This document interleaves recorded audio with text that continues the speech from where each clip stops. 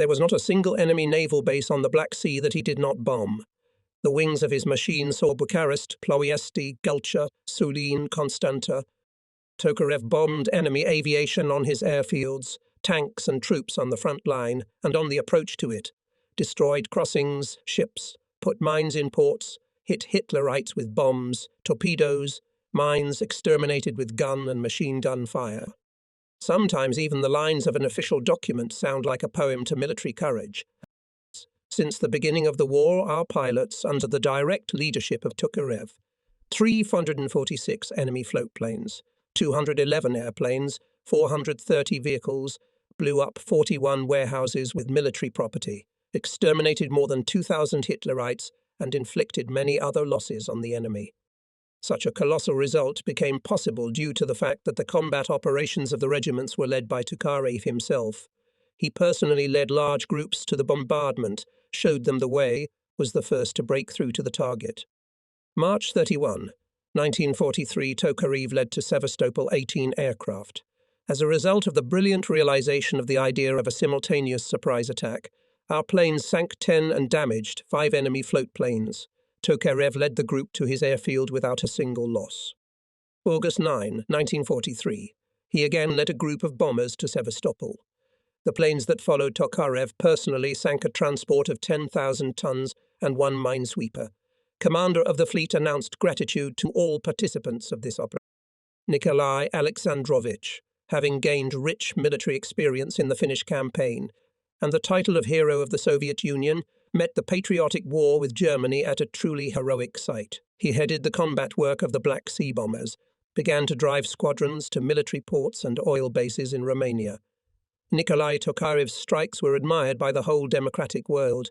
They were written about in English and American newspapers. The fact that Antonescu, the head of the pro-Hitler government, a purely military man who headed the general staff, escaped from Bucharest, hid in an unknown direction and kept silent about his whereabouts, fearing that Tokarev would find him there. At the same time, the German aces were promised a large cash reward if one of them would shoot down Nikolai Tokarev. One of the conversations with him was remembered especially clearly. We came out of the headquarters, where the plan for a joint operation was being discussed. Your guys covered us well in the action the day before yesterday. Nikolai Alexandrovich shook my hand. Tell them from the bomber pilots to thank them. Thank you. I'll be sure to pass it on. And in fact, what kind of gratitude can there be? We did our job, you did yours. It's the results that matter, and they seem to be not bad. Did you check the data at headquarters? I did.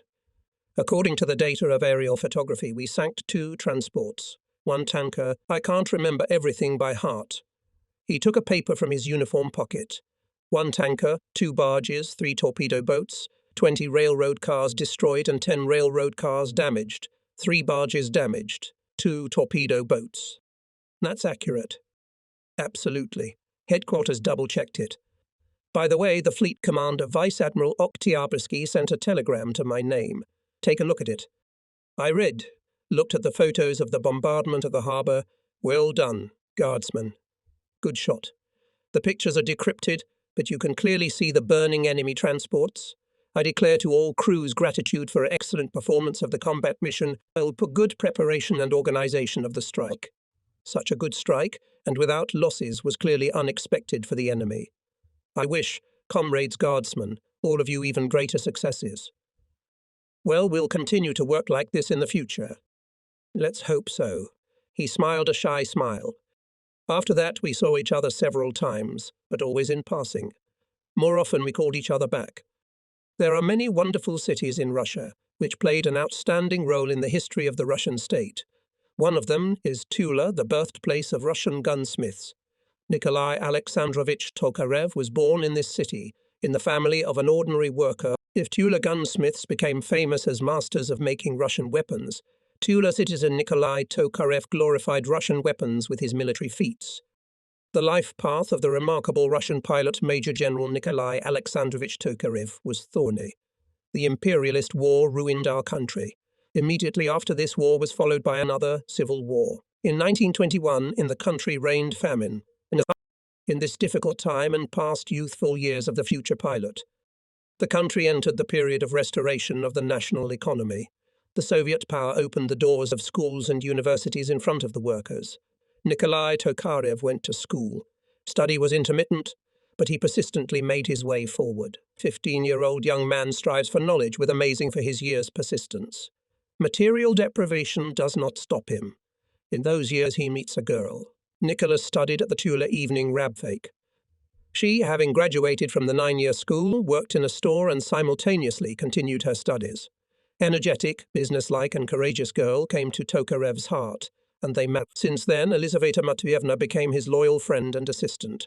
Tokarev himself talked about it, and the pilots, friends of the general, who considered his house to be their native home, their stepfather's house, knew about their relationship.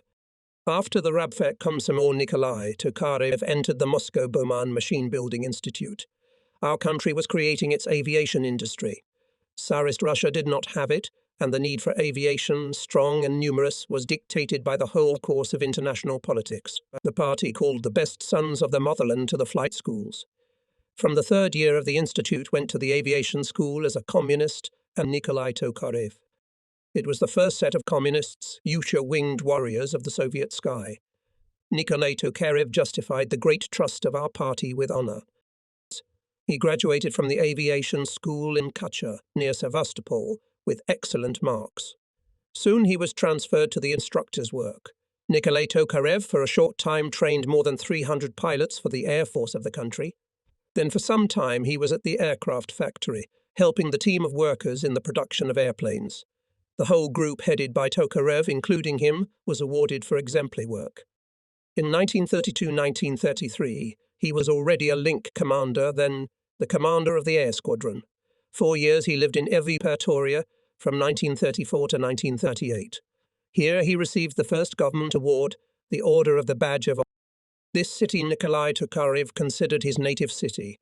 About this extraordinary love to Evipatoria new friends, new and his family. How many times, flying on a combat mission, he said, "I'm flying, friends, to the Crimea to liberate." In one of the letters home, Nikolai Alexandrovich asked his wife where she would like to live after the liberation of the Crimea. The wife replied that in Evipatoria. "Well done, you guessed my wish. I will personally fly myself to Evipatoria and chase the enemy away from there," he replied. And when the Germans hit his plane, when he flew and burned, already wounded, with a broken leg, bleeding, gave the last moments of his life to land the machine near Yevpatoria, not to bring it down on the city. The duty officer woke me up something about 2 o'clock in the morning. "Urgent, comrade commander. Ordered to immediately bring to your attention." I read, and I don't believe my eyes. Today, during the performance of combat missions to destroy enemy transports in the area of Evpatoria, killed General N.A. Tokarev. Torpedo carrier, piloted by N. Tokarev, managed to break through a strong barrage of anti-aircraft fire and with an accurate torpedo strike to destroy enemy transports. At that time, an enemy shell hit the airplane. N. Tokarev died in the area of Manak Lake. I could not read further. I could not imagine this man dead, even when I read in the newspaper the decree of the Presidium of the Supreme Soviet of the USSR on the establishment in the city of Yevpatoria of a monument to hero of the Soviet Union, Guards Major General of Aviation Tokarev N.A., and the assignment of his name to the 1st Mine Torpedo Aviation Division of the Air Force of the Black Sea Fleet. To immortalize the memory of hero of the Soviet Union, Guards Major General of Aviation Tokarev N.I., who died heroically in the fight against the Nazi invasion. 1. To assign to the 1st Mine Torpedo Aviation Division of the Air Force of the Black Sea Fleet the name of N.A. Tokarev. 2. To establish in the city Yevpatoria monument to hero of the Soviet Union Guards Major General Aviation Tokarev, Chairman of the Presidium of the Supreme Council of the SSR. M. Kalinin, Secretary of the Presidium of the Supreme Council of the SSR. A. Gorkin, Moscow, the Kremlin, May 31, 1944. Tokarev's combat friends composed a song about him.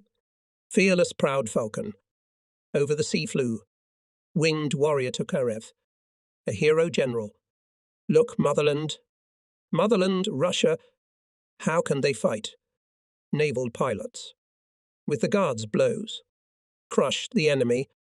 He crushed the enemy with fires. A hero general. For the motherland, for the party, died in the fire. Tried and tested, glorified. A hero general. To finish off the cruel enemy. The brave Falcon Tokarev. The brave Falcon Tokarev. Hero general. A day or two after his death, the press reported. A few days ago, pilots of the 5th Guards Regiment made a night flight to Constanta, the main naval base of Romania, and bombed the port facilities and watercraft of the enemy. The operation was prepared and carried out by pupils of hero of the Soviet Union Tokarev. Guardsmen Berkier, Korporaev, Duplius, Minikov, Prylutsky, Zestkov, Loktyukin, Dernovtsev, Bispalov, and others. Tokarevsky started the revenge account. Leaving behind Saki, the car rushes further west, to the Black Sea. Its cool breath is felt right after Saki, and slender rows of trees of gardens, vegetable gardens, are passing by. At the 51st kilometre on the right side of the road can be seen the village of Pribrezhnoye, with large buildings of the State Farm Technical School, and on the left, Pribrezhnensky mechanized sand and gravel quarry, ahead in grey-yellow shell sand gravel crossing, which nestles into the sparkling in the sun blue plain of the long-awaited sea. The road further passes along the embankment separating Salsiksivesh Lake from the sea.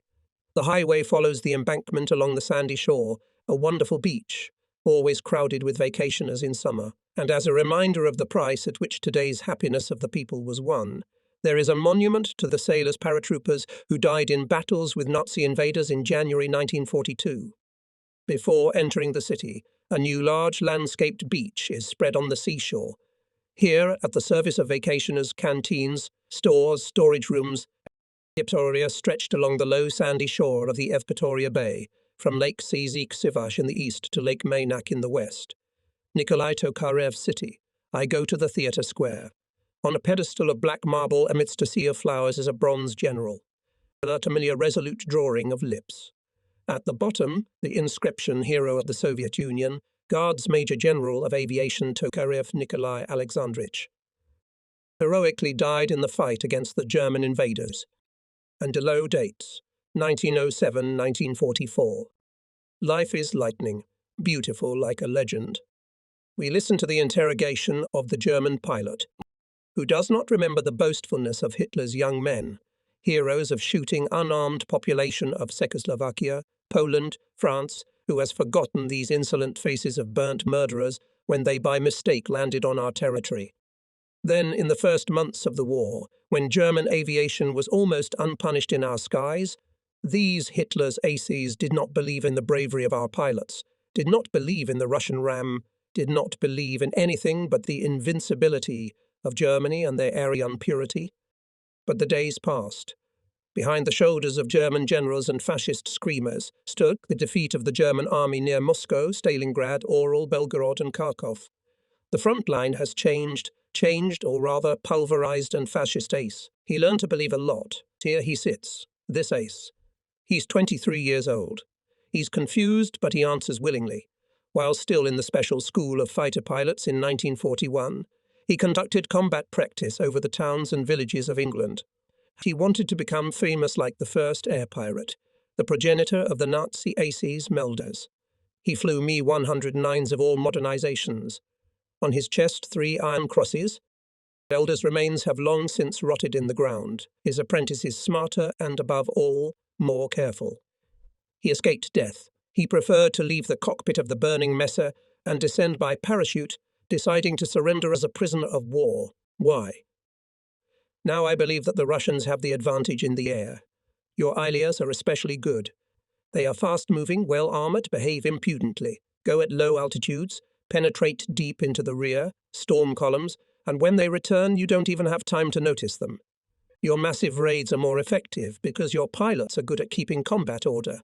Bombers go in a compact group. You cannot get close to them. Your fighters can watch all your bombers and cover them reliably. Our bombers behave worse. They fly in different directions, and it is difficult for us, fighters, to keep an eye on them. That's why you shoot down a lot of our bombers. So that's what it is. He, who had seen a lot in his life, witnessed the Soviet Ram. Hitler already believes now. More than that, he's professionally amazed. Our pilots are brave guys. We are terribly impressed by a ram. I myself saw one such case. Our pilots will never go for a ram because none of us wants to risk our lives.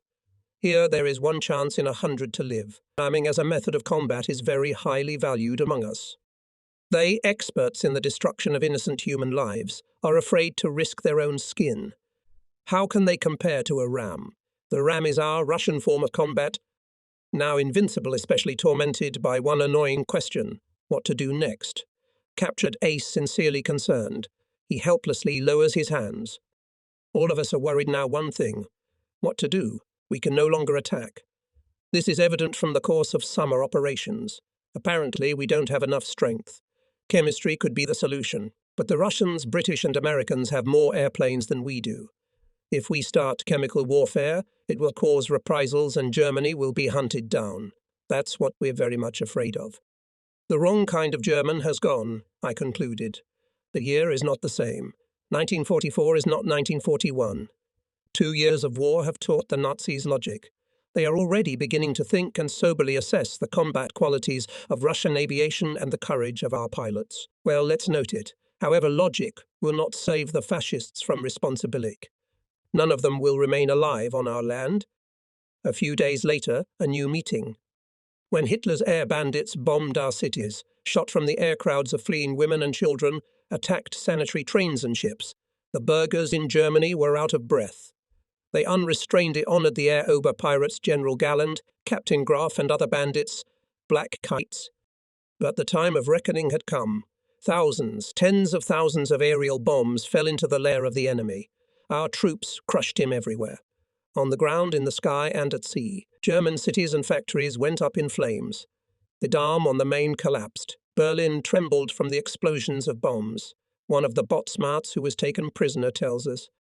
In 1943, I was in many cities in West Germany and personally saw the colossal destruction in Kassel, Dortmund, Düsseldorf, Mannheim, Essen. In Essen, the Krupp factories are more than 60% destroyed. In Mannheim, destroyed Mica factory, engine factories, tire factories. Completely destroyed shipyards, which were built BDB high-speed landing barges. In Kessel, destroyed plants, junkers, where worked up to 5,000 people, tank building and airplane factory Heinkel, father-in-law Goering. And the Nazis howled. From their wives sent alarming letters to the front. You don't recognize Hamburg, wrote the wife of a naval non-commissioned officer Plotsky. At night we are always on our feet, sirens are always blaring. Hamburg all the time in a smoke screen, nothing can be seen. Non-commissioned officer Sturm wrote from Nuremberg as early as August. It is terrible what is being done. Aunt Louise's enterprise has been completely demolished. From Tilsit they wrote in September. Russian pilots have made a big mess here. It was burning all night. From Danzig in September. A cry of despair to sailor Frovok. Yesterday we had an alarm. 200 airplanes raided. In Gottenfen, on Berliner Straße, on Wienstrasse and in the harbour everything looks terrible. We had no time to sound the alarm before the bombs came down. And on one burger bomb so affected that she inadvertently for herself said the truth. You are told, she wrote to her husband, that you are in the east defending Germany. But while you are fighting there, the English and Russians will smash our cities so that there will be nothing to defend. Now the hour of reckoning has come, and this reckoning will be full and merciless. Our pilots have a steady hand and the right eye, and a heart full of hatred for the insidious and sneaky enemy. We will beat him until his complete destruction. The power of our strikes was increasing. During the battles for the liberation of the Crimea from April 10 to May 12, 1944, pilots of the Black Sea Fleet sank 147 ships and vessels with a total displacement of about 140,000 tons, among them 55 transports and 34 self-propelled landing barges. New stars. The evidence of victories gained appeared on the fuselages of our machine, and how rapidly people were growing. In the 44th, the head of the political department of the division solemnly handed Mikhail Griber a candidate card. It really happened in an unusual situation, an hour after he returned to the airfield from a combat mission. In that flight he shot down the 14th enemy airplane. The front newspaper read Chernomorets on February 15, 1944, under the full house in one day, shot down 18 enemy planes. 23 air battles were conducted, attempts of enemy aviation to break the crossing of the Kerch Strait and to strike at our troops in the Crimea were repulsed. Our pilots boldly imposed air battles on the enemy and forced him to indiscriminately drop their bombs, sometimes in the location of German troops. During the day, conducted 23 group air battles. Individual battles were fierce and lasted up to 40 minutes. Our pilots shot down 18 enemy machines, especially distinguished Comrade Shapochin, who shot down 3 Messerschmitt, and Junior Lieutenants Akulov and Parfimenko, who shot down 2 planes. The combat account of Guards Captain Grib, who shot down 1 plane that day, rose to 14. Lieutenant Kozunov, who had shot down 2 planes the day before, set fire to another enemy machine. Pilots Konogrivov, Feoktistov, Lukinsky, Kavorov, Kotov, Kalashnikov, Voitenko, Tarasov, Agiv shot down 1 airplane each, and all this in just 1 day. Months passed. We were already on the Crimean land, and then, when we wait for something for too long, happiness is not fully realized. Rather, you feel surprise mixed with a very complex, contradictory feeling, in which there is also some element of incredulity. It was spring. And what a spring! Each of us had on our soul what was then poured out by our senior sergeant Nikolai Morozov into the lines, which were printed in those fiery days of the 44th Black Sea pilot. Still Chatiadag clouds, shrouded in grey, like smoke, and grows before us. The Crimea grows closer and clearer before us. The landing force, like a wave, stormy, who came at his beck and call, and rolls onto the steep shore, and rolls on in the smoke, and sparing no life. The Red Fleet men march onward, for the Crimea, which is brighter than the azure, that lives in the people's song, where tender childhood sparkled in the splendour of fragrant flowers, where good fame, where the banners of brave sailors, the banners of the brave sailors, there again the cannons struck at point-blank range. The cannons struck at point-blank range. Forward to the storming attack, for the sunny Crimean, to the sunny Crimean expanse. Pilot, you fought, cruelly, on the sea, in the straits on the way. Strike the enemy's ships, so that far, from vengeance, the enemy cannot escape. Strike so that hurrah, hurrah, battled across the hills of my native land. Winged stormers, in formation, forward for the Pearl. Crimea! That's how we felt, and that's how we lived then. But still, what I heard that spring morning did not fit, despite all expectations and assumptions, into the framework of the usual. Mikhail Vasilievich. The commander's voice sounded distinctly, then disappeared into the telephone receiver. I'm here to see you on a somewhat unusual matter. I'm listening. You see, we have very few Sevastopolians left. What Sevastopolians? I didn't understand at once. Those who fought for Sevastopol know the city, bays, approaches to the fortress and everything else well. I thought I had misheard. It cannot be, he said. Sevastopol, a happy guess flashed in my brain, but I, frightened, tried immediately not to believe it. Yes, many are dead, some wounded. What a time we're in, Comrade Commander. A time, nothing to say. Well, I won't bore you. I want to ask you to fly yourself to Sevastopol. See what's going on there. I don't want to teach you. Big events are looming. Thank you. I got out of my mouth in a very uncharacteristic way. I thought you'd be happy. Yeah, I'll never forget this moment in my life. Big things are coming. That means my city will soon be on the agenda.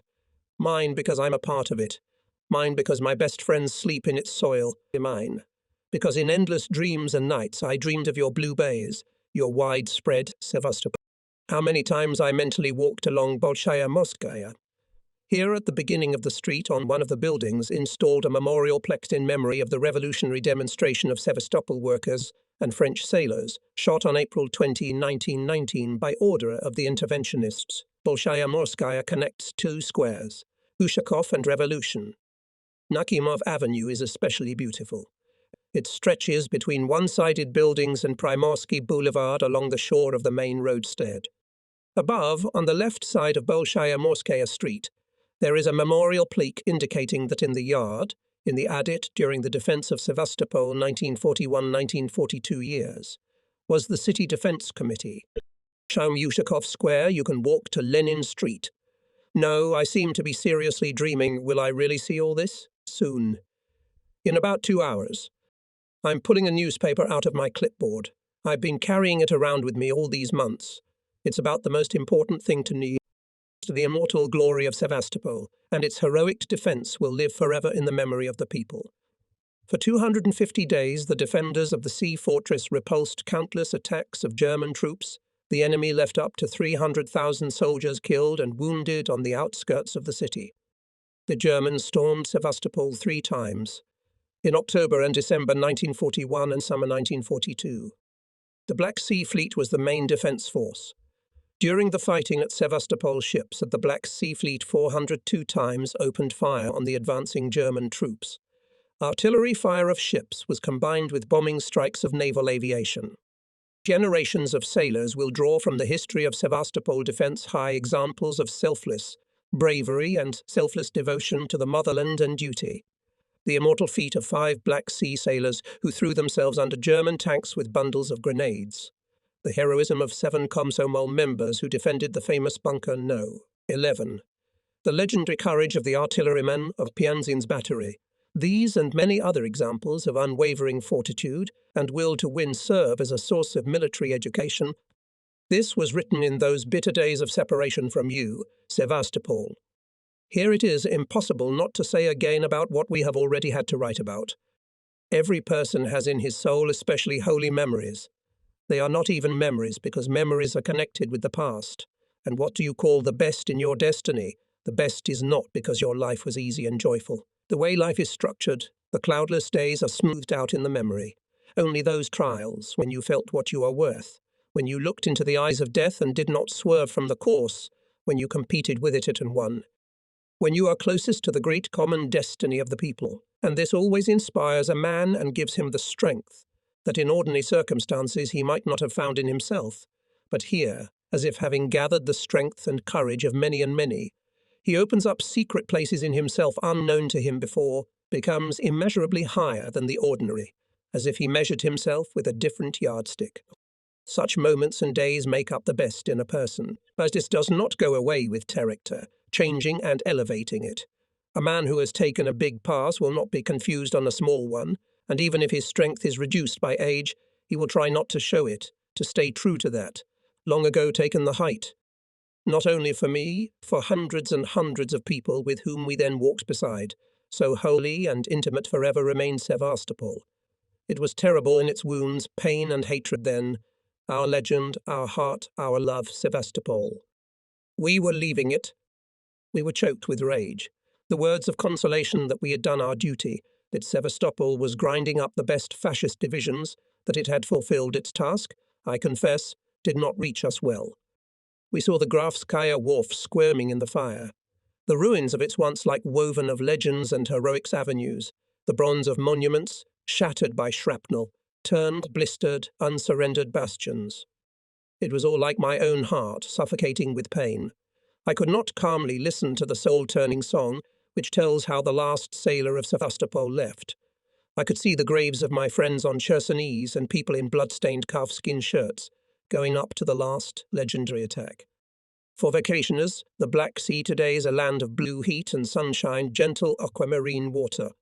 For me, forever, it is a roaring sky and groaning earth.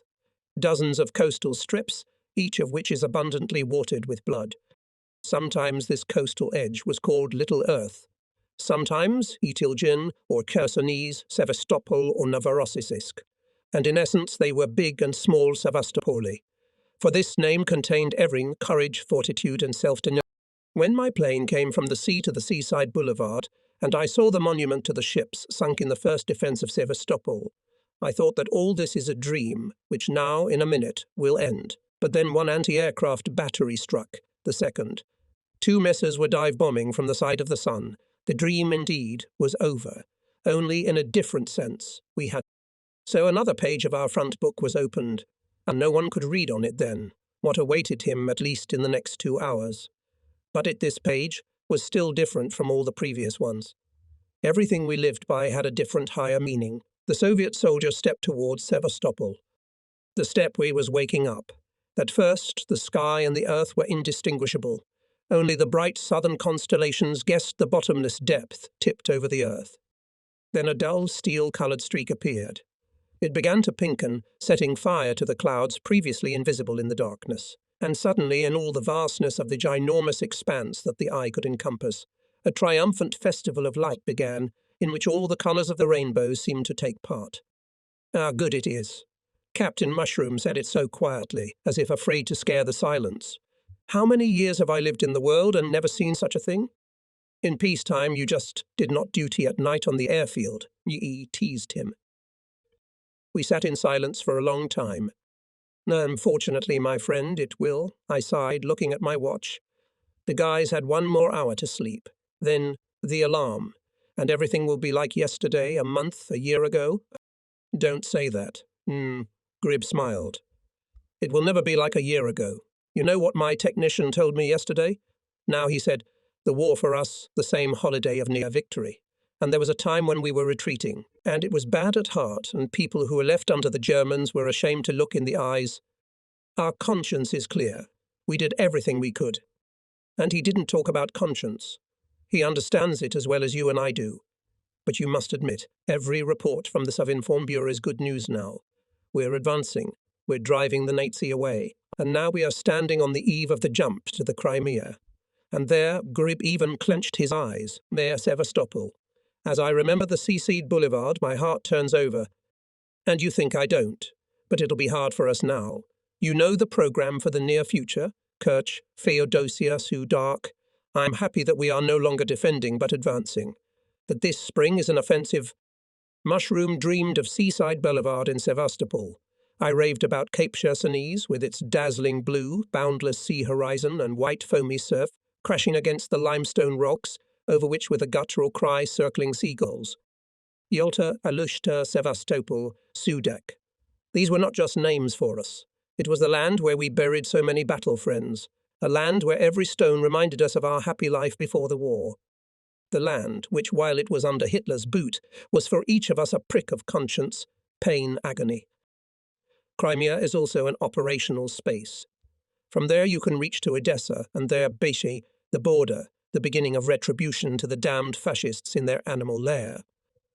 Spring was raging in the Crimea. Magnolias, acacias, lilacs were blooming, turquoise cast not in spring warm sea.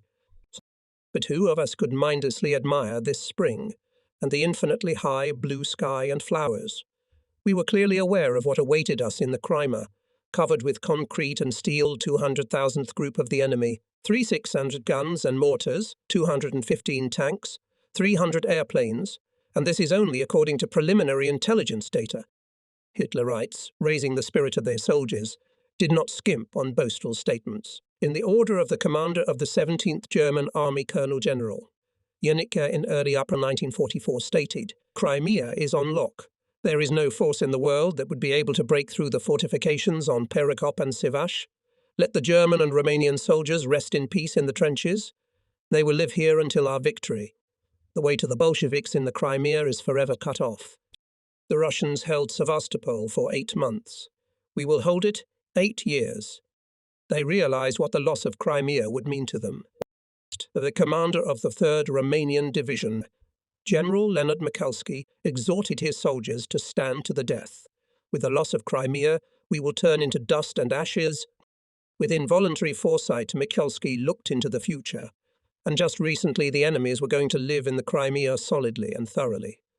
Thought out everything down to the last detail, even what words in the spirit of the great empire, to replace the names of the original Russian cities. Alexander Worth, in his book Russia in the War of 1941-1945, in particular, tell already on July 16, 1941, Hitler decided that the Crimea should become a purely German colony, from which all foreigners should be expelled. Crimea was intended to play the role of German Gibraltar on the Black Sea.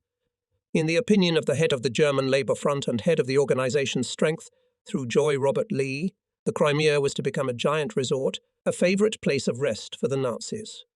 Later, Hitler also entertained the idea of settling the South Tyrolean problem with Mussolini by resettling in Crimea those residents of the Italian Tyrol whose native language was German. After the fall of Sevastopol in July 1942, Manstein, the hero of Crimea, was presented with one of the former royal palaces of the Crimean Riviera. The most crazy discovery of Rosenberg was the statement that, from the historical point of view, Crimea is a part of the German heritage, because it was in Crimea in the XV century the last Goths lived. In December 1941, he suggested to Hitler that Crimea be renamed Gothenland. I informed him that I was also thinking of renaming the cities. I considered that Simferopol could be called Gothenburg and Sevastopol could be called Theodorischgaffen, Rosenberg said. Yes, they settled here, as it seemed to them, firmly and forever. The murdered Hitlerite Rudi Rachel was found with a letter to his wife. There are such magnificent villas here. I've already looked at one plot. Oh, if only it would get me. However, I have already applied to the colonel, and he promised me it. Our hour has come. Now they will have villas. Our intelligence in those days worked day and night, and we knew quite accurately how the balance of opposing forces. Hitler's command, attaching great importance to the defence of the Crimea, decided at any cost to keep it in their hands. The grouping of troops in the Crimea strengthened, transferred by sea and air new formations and units, vigorous measures to strengthen the peninsula. In March 1944, the German command strengthened its aviation grouping in the Crimea, first group of the 3rd Fighter Squadron U-Day, consisting of selected flying personnel. In total, by the beginning of the Crimean operation in the German Fascist Air Force Task Force Crimea, part of the 4th Air Fleet, there were about 300 aircraft. In addition, 6 anti-aircraft artillery regiments and 1 searchlight regiment were concentrated in the Crimea, a total of 414 guns and 81 searchlights. The Soviet Air Force, including the 4th and 8th Air Armies and the Black Sea Fleet Air Force, was numerically larger than the Nazi Air Force in the Crimea by almost 6 times. Only the aviation of the 4th and 8th Air Armies surpassed the German 4.5 times. Especially great superiority of our aviation had in fighters, and on attack aircraft had absolute superiority. Our bombers and fighters were better than the German in speed and maneuverability. The Soviet Air Force was armed with the first-class Il-2 attack aircraft of that time. There were no attack planes at all in the enemy Air Force.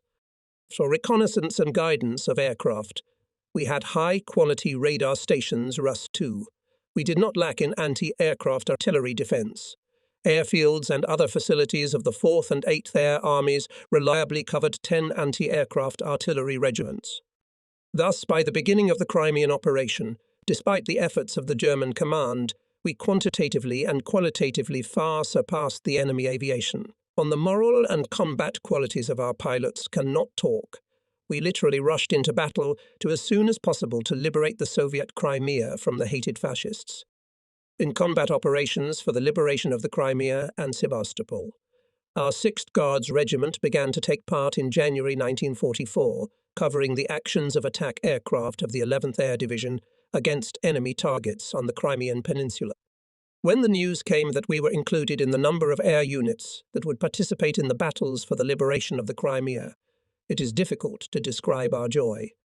A flying rally spontaneously arose. Speakers were pilots, technicians, engineers. Misha Kologrivov immediately climbed on a crate of shells. Guys, now we'll get even with them. For Sevastopol, for all the Nazi atrocities. I'm speaking on behalf of my squadron, a request to send us on missions as often as possible. Many people came forward then, and they all had the same demand. Send us into battle first. In early February 1944, my new deputy commander, Major Grigory Pyatnitsky, arrived in the regiment. We quickly became friends, and our destinies had a lot in common. We defended Sevastopol together. For 2 years we walked side by side along the long roads of war, but in those days, much of our work had to be reconsidered. As earlier, I told him, we were mostly pure fighters, fought with Messers and Foch. Now our main task, to ensure the success of combat operations attack aircraft on the coast and marine facilities of the enemy, to prevent Hitler's fighters to break through to to thwart their attacks. In the regiment, I continued. A lot of young pilots. Guys are eager to fight, dreaming of opening their personal combat account. I'm afraid they will be carried away by duels with messers, and in such moments, it is not wise for them to forget about the responsibility for escorting the attackers. After all, they have little combat experience, to put it mildly. Together with Major Pyatnitsky came to talk to the regiment party commander Captain Leonov, Komsorg, Lieutenant Klementov, propagandist Captain Zybin, and several other political workers. I counted on them strongly, and our interested conversation lasted till the night. And now I have a notebook where our midnight, to hold party and komsomol meetings of subdivisions. Topics: the importance of effective strikes by attack aircraft on enemy targets, how to provide cover IL-2 when meeting with enemy fighters, the place of the escort fighter at the time of attacking attack aircraft. Such an agenda was necessary and quite justified itself. After all, the psychological attitude of the pilot in combat means a lot, if not. While the ground troops are preparing for the invasion of the peninsula, we had to be the first to strike the enemy. All the planned work was carried out according to plan, but nevertheless, one condition of psychological training still remained beyond our power. Pilots literally feverish with impatience to fight with the hated enemy. An order is an order. The very concept of fighter is associated with speed, attack, pursuit. This is the profession of the fastest machines. Such are the goals that the designers set for themselves. But the war at every step overturned the most authoritative pre-war ideas and put us in circumstances where we had to act contrary to, it would seem, our elementary rules and tasks, perfectly learned in flight schools and in the practice of the first battles. Actually, the commander of the Black Sea Fleet Air Force, General Ermachenkov, started with the Mikhail Vasilievich. I know you and your guys well. You can't feed them with bread, let them get into a fight. But this time I categorically forbid you to attack first and get involved in an air battle. Apparently, I had such an expression on my face that the general warned raised his palm and continued. You will accompany cruisers and destroyers going to shell the enemy coast. You do not have to explain the value of each warship for us, especially a cruiser. In short, you cover them from the air and are fully responsible for the safety of the ships. The commander walked around the room. Absolutely convinced, the Nazis will do everything to sink the ships or at least seriously damage them. You have no right to be distracted by anything. Not a single attack for the sake of just to shoot down the enemy aircraft, or even more so, to pursue him, no matter how favourable for you turned out to be the situation of the battle. It is possible that the Nazis themselves will try to distract you from the ships, impose you to fight and thus give the opportunity to their bombers and torpedo bearers to break through to the ships. That's exactly what you mustn't let them do. Maneuver as you want, do whatever you want, but from the ships, not a step. In short, you, the air shield of the squadron, fighting with your hands tied. If you want, yes. And no deviating from orders. I'm leading the first formation over the sea, followed by 3 more at different altitudes. Ladder such a dictated by experience. The Nazis often engage in battle on one horizontal to give their groups above to attack from the most favourable positions. The sea today is unusually calm. In the white foam breaking the wave-powerful forefronts, far below us are 2 cruisers and 3 destroyers. The sky is also calm, not a single enemy airplane. I only had time to note it for myself, as in the helmet phone, there was an anxious voice of the wing. Misha, messers from the side of the sun. 5 had already noticed them. 5Me-109 went directly to our link. Yes is right on the course. I recognized the voice of Grieber, gaining altitude, and almost simultaneously the cry of Lukinsky. Messers behind. Dive on the destroyer, trailing the squadron. Here it comes. How to distribute the forces. Seconds here decided everything. Lukinsky to cover the destroyer. Mushroom, cut us off and the Messer squadron on the left. I'll attack the group ahead. To describe the battle, in which so many composite, almost impossible. Everything happened in a matter of seconds. I attack the leading Messer. I give a turn. He turns away, does not respond with fire. Icy goes through my brain. He wants to draw us away from the squadron. Not for nothing the other 3 fascist machines are not even approaching. Rearranged in 800 meters, separated fan waiting for us to come up. Leading Messer was in a position so favourable for the attack that I cost a huge effort to keep from it, not a step away from the ships. Remembered these words, took control of himself. No, do pursue the enemy. Do not move away from the squadron. I shouted over the radio, perfectly understanding what is now happening in the souls of my guys. They are always used to attack. Attack first. And here it was necessary to keep themselves on the reins, checking the air. Mushroom and his wingmen already over the ships. Messers, who came from the side, disappeared, changing the direction of the attack. Well done. I mentally praised our pilots. Did not succumb to provocation. We were already approaching the enemy shore when the sky literally darkened from enemy aircraft. Wave after wave went bombers and torpedo carriers. Forward broke out Messers. This time they clearly sought to impose a fight on us, to restrain our fighters to give their heavy machines to break through to the ships. The cruisers also noticed the danger. The ships are bristling with fire. In the way of attacking torpedo carriers stood a wall of fire. Here is already one of them smoke and collapsed into the water. Lukinski. I shouted into the microphone, restrain Messerov. Mushroom mutter step away from the squadron. If anyone breaks through, destroy. I'm going to torpedo bombers and bombers. Lukinski's squadron somehow instantly found itself in the thick of the Messers, and spun familiar from hundreds of battles carousel. Lukinski's guys, not taking a specific battle with any of the enemy machines, arranged such a cordy ballet that Hitlerites were taken aback. Dark seemed to go into the attack in the forehead, but immediately, having turned away, they rushed at the machines on the left and right. They again went into the attack and, having completed it, constrained the unoccupied in the battle a second ago. The same tactics adhered to us. Breaking the line of bombers, I sharply spiked and gave a line on the torpedo carrier. He smoked, sharply turned towards Feodosia, almost running into another bomber. It literally floundered to the side and immediately came under fire from my wingman, who decided, apparently, to finish the enemy. Too tempting was the prey. Get back, I shouted over the radio. Back at once. Back to the squadron. I looked around, which spun Lukinski, went away from the ships. Grib and his guys barraged over them, driving away the bombers. Those indiscriminately dropped bombs into the sea and went to the shore. While we came to a given square, all this circus, as the pilots called the battles of that day, repeated 4 more times. At exactly 17 o'clock, the main caliber of the ships began to speak. The enemy's pillboxes, port facilities and firing points exploded into the air. The enemy's coastal artillery tried to respond, but it was immediately suppressed. That day, having delivered the ships safely back to the base and returned to the airfield, we were exhausted to the limit. That was probably the first time I realized that sometimes it is easier to attack than to keep yourself from attacking. It is easier to endure the most difficult fight than to see all the possibilities of personal victory, but deliberately not to use them, for the sake of more important, higher goals that ultimately determine decisive tactical success in war. As difficult as it was for us to reach Theodosia, it was necessary to do so. I don't remember when a joke song appeared in our usage. We are flying, waddling in the darkness. We're approaching our native land. The tank's punctured, the tail's on fire, but the car is flying. On the word of honor, and on one wing.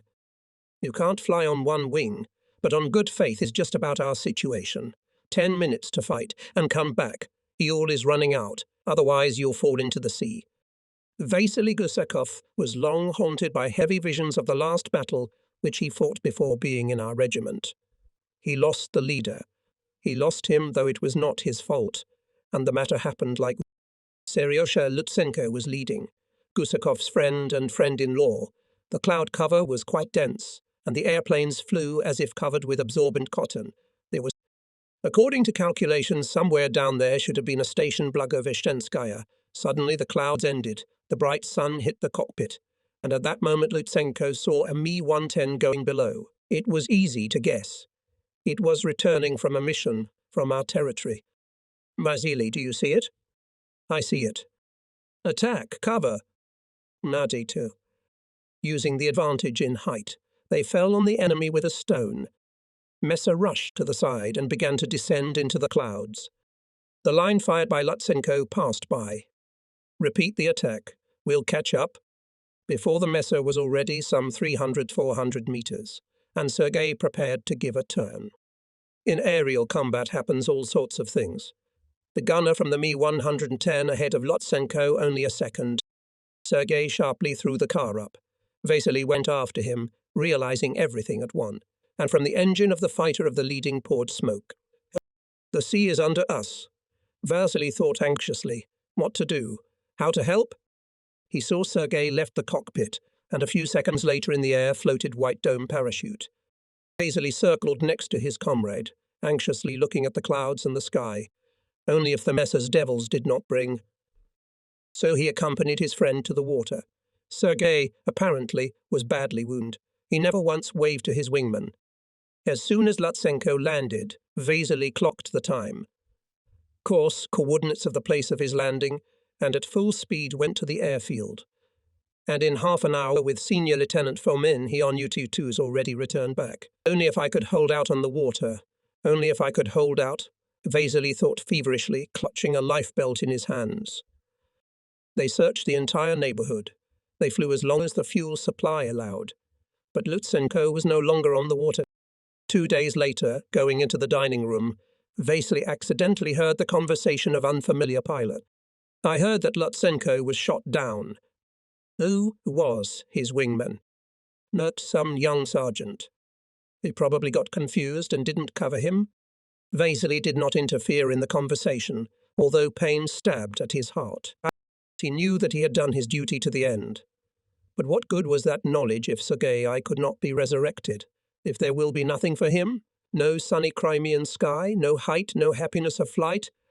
When Gusakov came together with his friend Boris Maslov in September 1943 to our regiment, he asked, "My comrade commander, I need to fly as much as possible on combat missions." How are you better than others?" "I'm not better, but I need to take revenge for my dead friend." I didn't ask for details. I could see the man was in a bad place. It was only many months later that I learned about Lutsenko's tragedy. "Gusakov and Maslov, you will accompany the attack aircraft to Feodosia." "Yes, sir." "Don't get involved in air combat. The main thing is to guard the ILOS, and remember about 10 minutes above the target. The rest of the gasoline is for the return trip." "What's your point, comrade commander?" "You're young, you can get carried away." "And you, comrade commander, you're not an old man." I'm a different matter. I won't forget." The pilots clearly turned and ran across the field to the cars. Anxiety did not leave me. The phrase dropped in the conversation Vasily. "I need to take revenge," did not come out of my head. He would not have broken the wood. We saw it then. I knew from my own experience what would happen if the fighter forgot about those 10 minutes, which became a curse for us. In the area kept near the water. Wave after wave, they went in for the attack. 2 landing barges are already on fire. The steamer is smouldering. The pier is strewn with the corpses of Hitlerites. This has appeared, as always, suddenly. Fascist pilots, apparently, have already studied our tactics. They took out cars fanning at different heights. It was clear that they were not going to engage in a protracted battle with the Yeks. Their goal, attack aircraft. Gusakov cut off the first group of attackers from the Ilov. Maslov threw the car in the thick of the second group. The rest of the fighters bound the third group of fascists. 3 air merry-go-round simultaneously spun over Theodosia. For a minute, Vasily forgot all the instructions of the commander, so favourable for him at this second the situation. 2 Messers exactly deliberately set him their tails. Just a little bit more to reach, and it was good that he turned around in time. What a simpleton he is. He and the leader were just being taken aside. On the right side with a small dive angle, a Mi-109, which had come from nowhere, was rushing towards the attacking aircraft. Boris, Messer on the right. Messer on the right. Gusakov didn't know if Maslov heard him at that moment. There was no time to think. Only to be in time. To be in time by all means. Turning sharply to the right, Vasily gives a long barrage, then getting closer, hits from all points. Messer turns away, snapping fire. The distances between the machines are rapidly changing. 250, 300 meters, 250, 202, a new line. Boris. He's reversing course. He's going for the attacker. L.A. Guksakov's voice was already hoarse from the strain. I heard him. For a moment Vasily was relieved from his heart. Boris sharply turns yak, going out to attack the messer. And in those seconds to the right of Gusakov's car passed tracer bullets. Vasily promptly turned around. Hat, he scolded himself. He was attacked by another messer.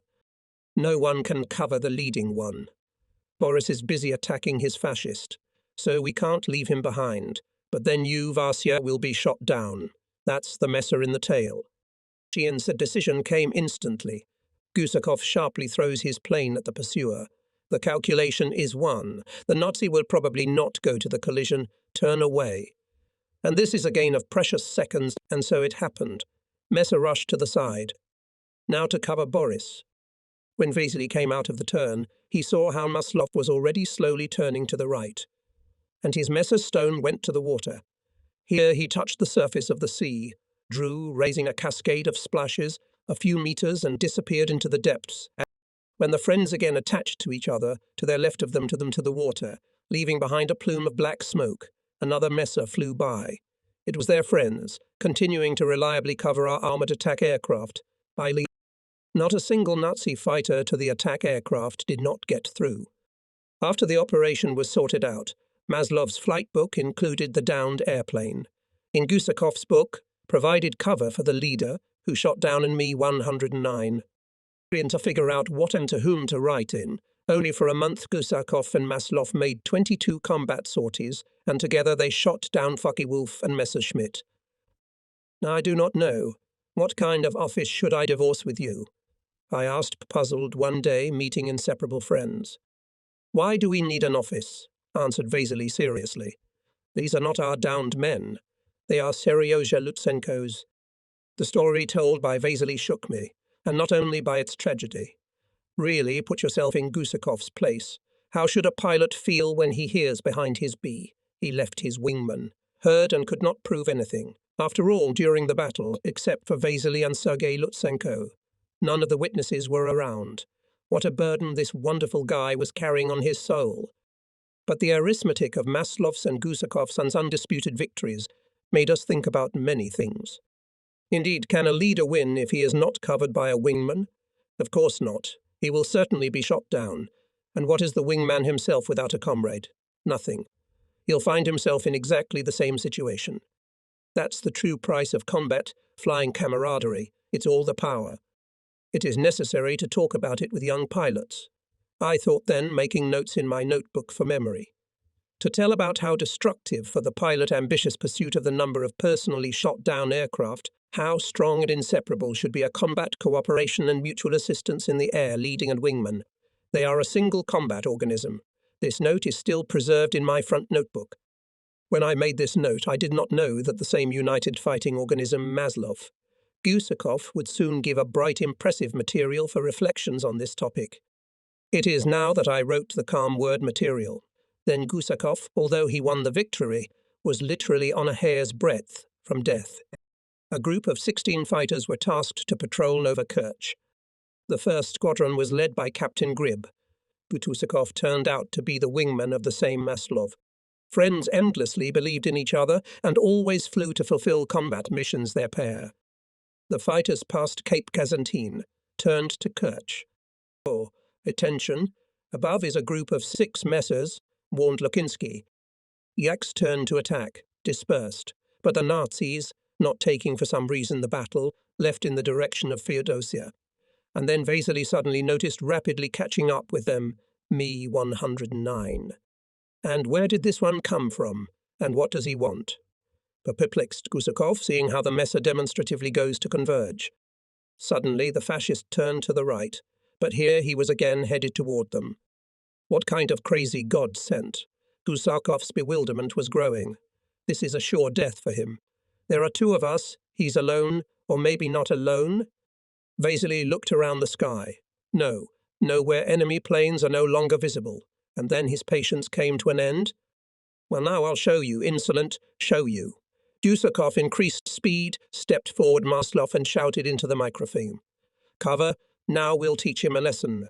Attack, swung the planes and rushed in pursuit. Gusakov had no doubt. Boris is following him, covering him from the rear. But as it later turned out, Maslov did not hear the signal on the radio and lost the wingman out of sight. And Vasily was already on the approach to the Messer. The pilot had the impression that the Hitlerovite does not see him. Now you'll see, through his teeth, Vasily gritted his teeth, when the enemy was 900 meters away. 800, 700, 600, the distance is rapidly decreasing. But what is it? The fascist turns the plane over, goes head down. Gusakov follows him in bewilderment. Hitlerovitz quickly turned the car into a normal position and began to descend to the right. Vasily, just in case for a moment, looked back. Yes, behind him, a little higher goes the car. Of course, Maslov is covering him. Having calmed down, he again threw his plane to approach the enemy.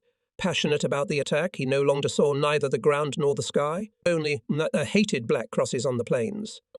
And the Hitlerovite entered the dive, and, having gained speed, began to do at tremendous speed something like a slow ascending barrel roll with a large turning radius.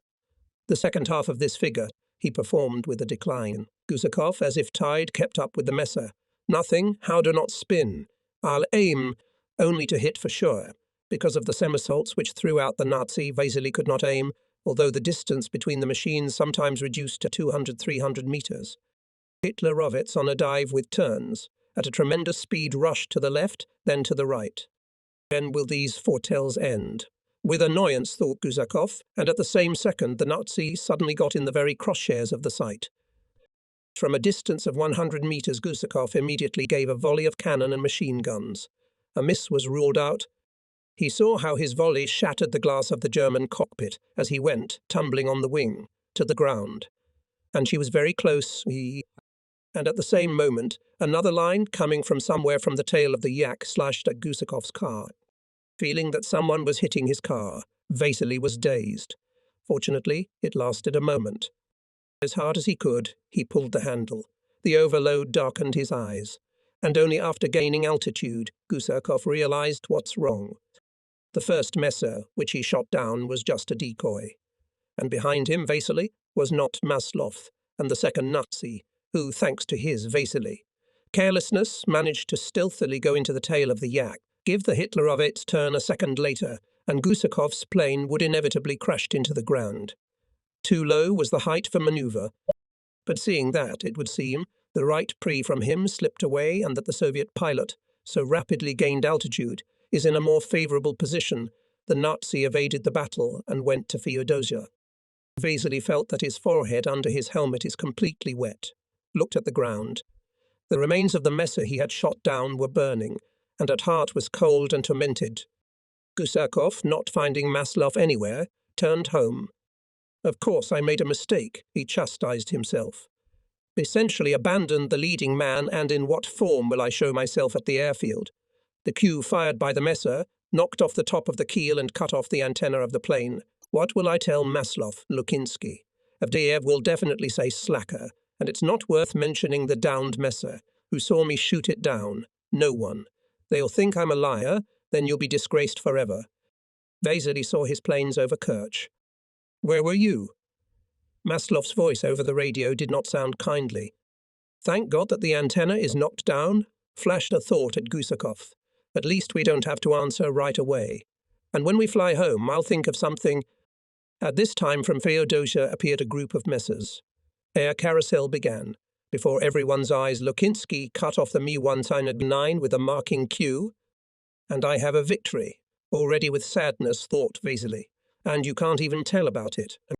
Maslov, however, Gusakov could not and did not want to lie, told him everything as it was. Maybe we should still report to Avdeyev, hesitated Boris. No way. He'll take my head off. Vasily waved his hands. Natural days passed. Through various intelligence channels, we received precise confirmation. Near Kerch, such a number of yak shot down Mi-109. No other fighters from our neighbouring air units were not there that day. This had never happened before, to shoot down a Messer and not to report about it. Who needs it and why? I asked Lukinsky. He spreads his hands. By God, I don't know anything. Mikhail Vasilievich. Started calling pilots. It was Maslov and Gusakov's turn. They're looking at each other. All right, Vasily. Boris waved his hand. You still have to answer someday. And then Gusakov told me everything in order. What to do. On the one hand, a man took the initiative, shot down a Nazi airplane. On the other, almost endangered himself, complicated the tactical situation. But I pondered. Life itself taught him a cruel lesson. Such lessons are not forgotten. Well, go, guys. I let my friends go. I won't lecture you. You understand everything? Only one thing. That they did not report at once. It's really bad. After the war, in one of the letters to me, Vasily Gusakov, remembering among others about this case, wrote, "It all turned out stupidly. Just the insolence of the fascist, whom I chased, misled me." Yes, it seems that the lesson was strong. If a person remembers about it almost 30 years after what happened, I can't help but remember such a case. Vasily Gusakov continued. We all loved a wonderful man, a soulful comrade, a squadron commander hero of the Soviet Union, Giri Moskalenko. One day, he and his wingman Lieutenant Bondukov flew out on a combat mission. Suddenly, from a height on them spiked 4 missiles. There was a fight, and suddenly Moskalenko's car lost its landing gear. No matter what the commander did, the landing gear would not retract. Having seen it, the fascists decided to kill the commander by all means. Bondukov, at first confused, but immediately heard on the radio calm voice Moskalenko, "Do not cover. Everything will be all right." The battle was going on, and the leading man cheered up the wingman in time. What only Hitlerites did not do, what maneuvers did not make, they could not cut off Bondukov from Moskalenko. So with nothing, the fascists went away, and the pair of Moskalenko, Bondukov, fulfilled the task and returned to their home airfield. Flying wingman Marcely reflects. I realize that if he knows his duties perfectly, the leader confidently finds and attacks the enemy. The wingman is obliged to look forward, not at his own tail. The wingman is the shield of the leader. I am proud that I flew as a wingman for wonderful pilots. Belozerov's hawk, leaving a plume of white dust behind him, came straight to us, who were eagerly awaiting the pilot's return to the airfield from a reconnaissance flight. Belozerov jumped off the wing, and with a clear step approached me and standing next to the captain of intelligence from the headquarters of the Fleet Air Force. Natchez Sea and Comrade Commander, the task is completed. Reconnaissance of the port of Feodosia made. Detected a large concentration of self-propelled landing barges of the enemy, boats and auxiliary vessels. Apparently they smell that soon we will start, mighty captain was thinking, while we went to the headquarters. It would be good to cover them at once now. Before they spread, good from the headquarters of the Division of Attack Aircraft on this account was received immediately. We're raising an assault regiment on alert. It will be covered by a wing of your fighters. This was addressed to me. Captain Grib was here in the headquarters. There was no time to think. Take a squadron and chew in the air. Cover the attackers. Target the port of Feodosia. Yes, Grib shone, as if he was given a long-awaited gift. A few minutes later, the black dots yarks melted in the sky. Gribby and his boys went to the task. The stormtroopers approached the city on a strafing run, circled the mountain, and appeared from where they were least expected. Not from the sea, but from the land. Hitlerites came to their senses when several landing barges were already burning at the piers, and the Ilias, pouring fire from cannons and machine guns, passed over the boats, warehouses, port facilities. The second wave of attacking aircrafts was coming in, when anti-aircraft guns hit uncoordinatedly. At odds, machine guns rattled nervously, and from somewhere from Koktebel, a dazed Mi-109 turned out. At first, the fascist pilot hesitated, apparently not knowing from which flank to attack, or maybe he was calling for help over the radio. But now he came to his senses, rapidly gained altitude and went on the attack, almost collided with the Yak Grieber, when he suddenly stood in the way of the fascist. But in the plans of the latter clearly did not include a fight with fighters. He needed as soon as possible to disperse the formation of stormtroopers hovering over the port. But Grib's machine, like an annoying wasp, was always near, attacked, and not to take the fight to the fascist was simply impossible. However, and the enemy to our pilot was experience. Neither one nor the other could not get each other by fire cannons and machine guns. Well, Grib gritted his teeth. At least he will not get to the Ilov, and that's already good. When the attack aircraft, having done their job, Turned to Taman, Grib anxiously glanced at the arrow of the device. The aircraft tanks were almost empty. We need to get out of the game. In the heat of battle, Grib forgot that the gas reserve allows him to fight over Theodosia only 10 minutes. So far were then our airfields. In addition, the pointer of the system of gasoline production, but he could not throw to the mercy of fate attack aircraft, leave them without cover. Vishnu gained altitude. Mesa prepared to repel a new attack. But it did not follow. Red Star Yak began to go rapidly to the east. In a minute, the pilot realized that he could not reach the airfield. And not only to the airfield, to get to the front line. The Yak skipped over Hitler's trenches and trenches on a strafing run, already with the engine off, and immediately a barrage of fire hit the plane. Probably Captain Grib was just lucky that day. With the help of the fighters who came up, he managed to drag the Yak behind a small hill. It did not save from mounted fire, but direct fire was not to be feared. The indiscriminate firing continued. Grib walked around the machine, touched the lacerations on the fuselage with his hand, and, sighing heavily, sat down on the ground. Landed, he pondered, and what's the use? First of all, here, under fire, the airplane will not be repaired, and if you fix it, how to take off? All the open space around is shot through. They'll cover you on takeoff, and there's no gasoline. But we can't sit here like this till the end of the century. We've got to do something. And the captain, not yet knowing how, firmly decided to make his way to the airfield and return to the wounded plane with the technicians. What would we all be worth without them? Technicians, motorists, mechanics. I will not exaggerate if I say that their feat is no less than the feat of those who fought in the sky, day and night in pouring rain, frost and blizzard, often under enemy fire. They confidently did their job, and it would seem doomed machines again went into the formidable skies of war. They are Kakayev and Borisov, Bushtruk and Dorofienko. We can't name everyone here, though we would like to say many warm words about each of them. By night over the airplane already worked technician Nikolai Kakayev and motorist Borisov. Hitlerites felt fussing behind a hill, heard clanking of metal, and soon the first mine burst with a ringing sound, then the second, third, fourth. Grib, Kakayev and Borisov lay down. As long as not in the airplane, grumbled Borisov. The car is a pity. By morning I could fly. He turned to Grib. You will fly, he replied dejectedly. At takeoff we'll be crushed. Maybe they will, and maybe not, Kakayev philosophically inserted. This is still, a grandmother said. All right, grumbled Grib. The morning is wiser than the evening. So it is so, said Kakayev, but the morning we cannot wait easy. We have to take off in the morning. As soon as the shelling was quiet for a minute, Borisov and Kakayev rushed to the plane. And just before dawn, finally everything was finished. From the jerry cans that they had brought with them, poured gasoline into the airplane tanks. And now, your business. Kakayev shook hands with Grib. The machine is in good order. You can fly with confidence. We just need to drag the Yak through those funnels over there. Borisov nodded at the field. But everything is shot through there. What can you do? Borisov shrugged his shoulders. We have no other way out. The plane was quickly rolled out, turned against the wind, and the captain, jumping into the cockpit, started the engine. Hitlerites opened a hurricane fire, but it was too late. On the field ran, gaining speed, fighter plane. Here it is already in the sky, and now nothing can get this damned Russian. I once heard a temperamental motorist, Ivanov, enlightening a newcomer. Alexander Roy, are you still asking? It's the same as if an Odessian didn't know the Odessa theatre, and you're asking about Roy.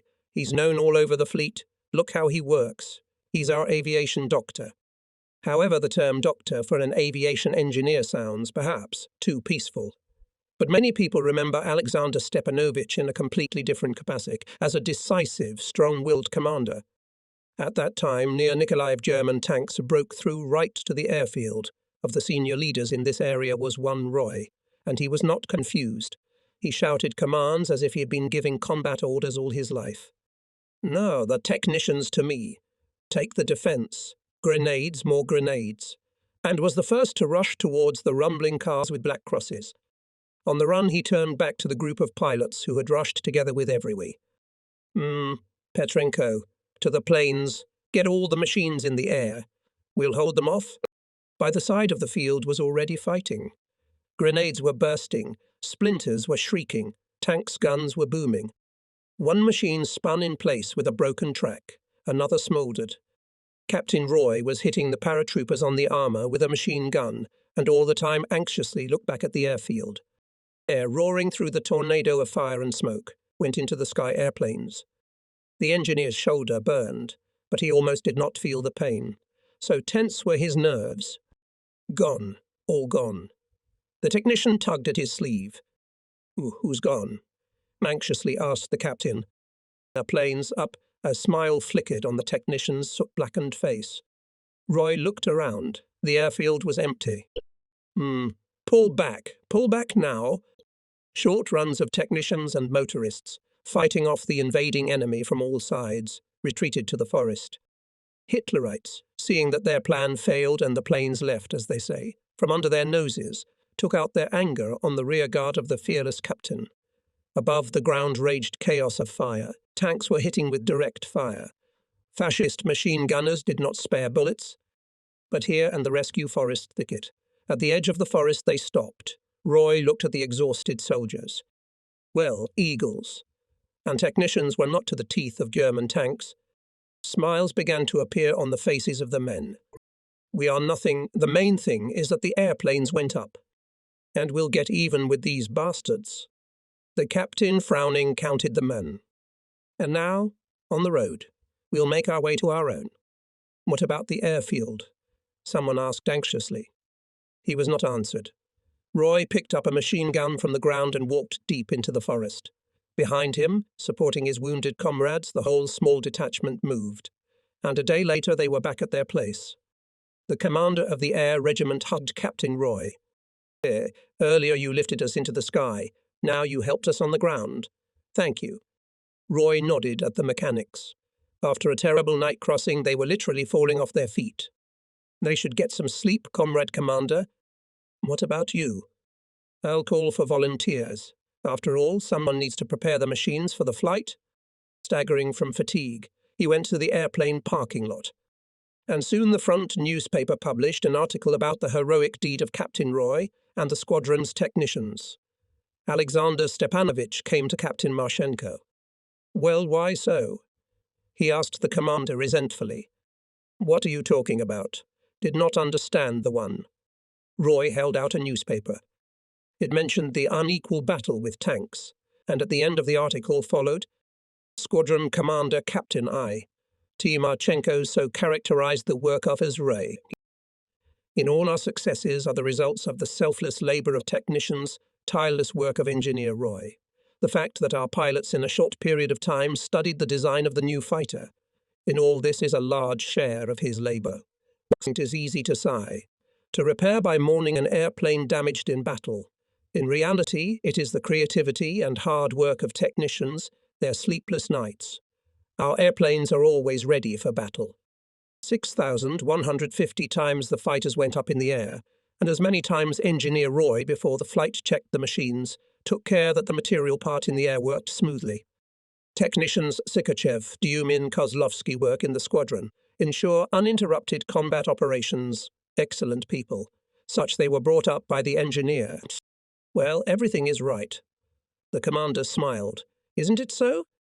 It's uncomfortable somehow. The engineer hesitantly waved his hands.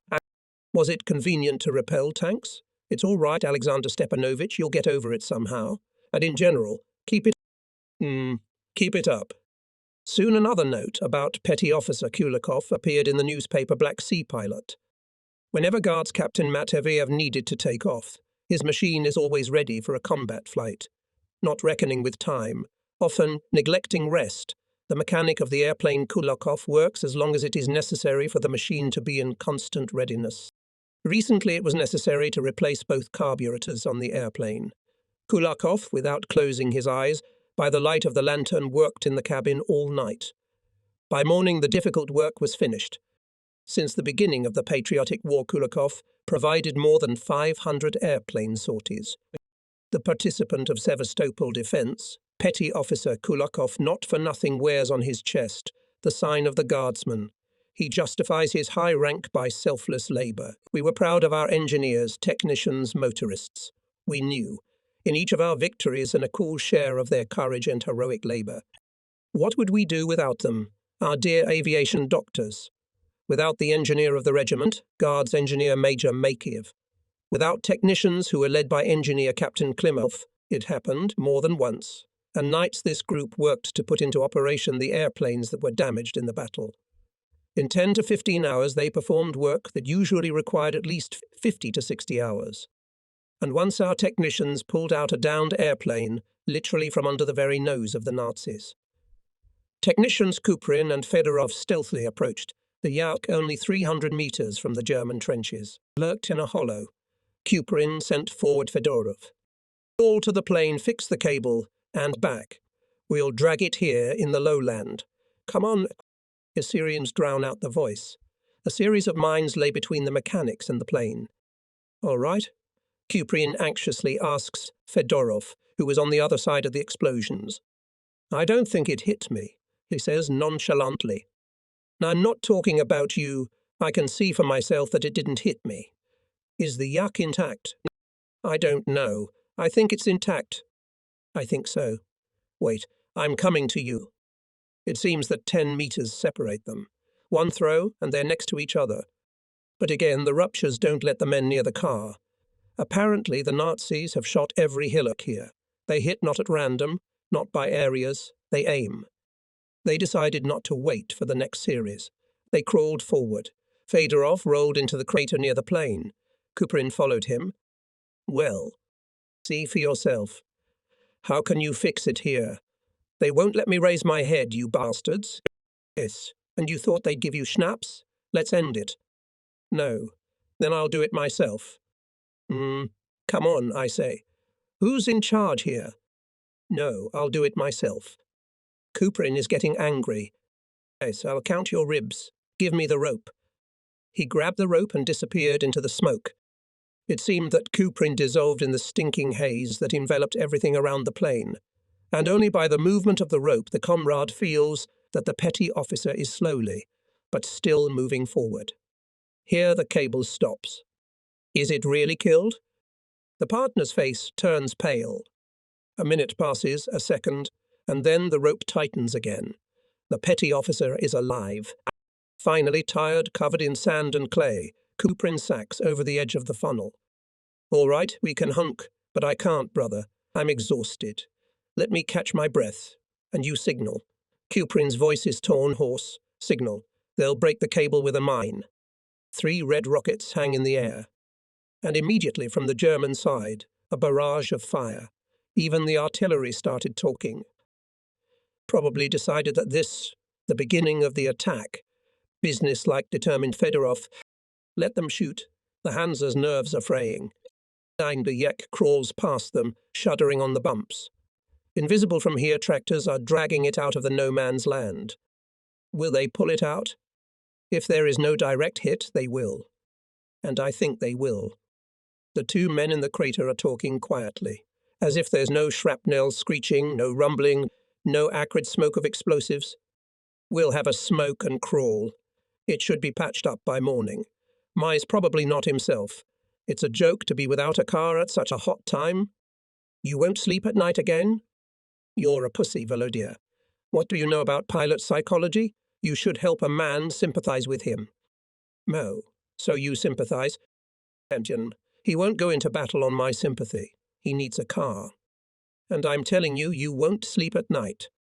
We'll sleep well after the war, Volodya. We'll get a good night's sleep. I, for example, won't get up for a week.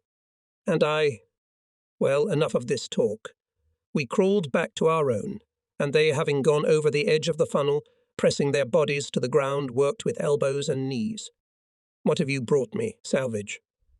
Matveyevich, the airplane technician, walked around his brainchild and muttered to who knows who. Personally, I would be more than happy to fly on a broomstick. Matveyevich grumbles for the sake of order and strictness. We know how much he loves the boys, and perhaps few people are so painfully worried about those who are in combat.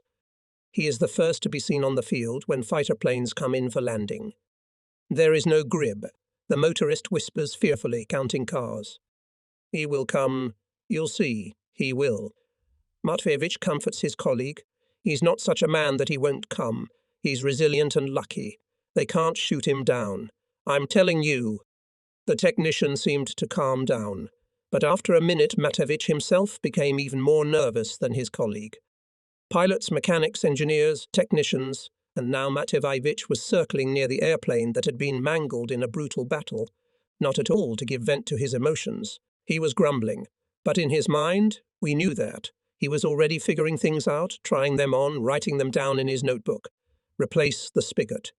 Patch the left wing. Check the landing gear. God understand Matevich, said God only knows how he would bring the wounded machine back to life. And it must be brought back to life. At the front every airplane counts. The fasces in battles are painful.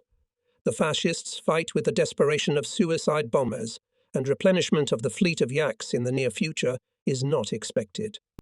Aimed at the factory. It would be easier there. There, and the most advanced machines and materials and spare parts, all at hand. But here next to the front line you can do whatever you want. And the tech bogs did their best. It is incomprehensible where and how they got everything they needed. Razoruvazhal decommissioned aircraft, adjusted parts on worn, rattling and miraculously working machines, sometimes resembling prehistoric structures, and the machines took to the air again, went into battle and returned with victory. Silent and cheerful, good-natured and a bit grumpy. But we loved them all. We loved them so much that pilots wrote ingenuous poems about them. Let the sky be gloomy above us. Let's not stop flying. When engineer A.P. Shandura prepares airplanes of the Brishan. This is about Alexei Petrovich Shandura, a man of painful modesty. Among pilots there were legends about his biography, but nobody knew anything about it.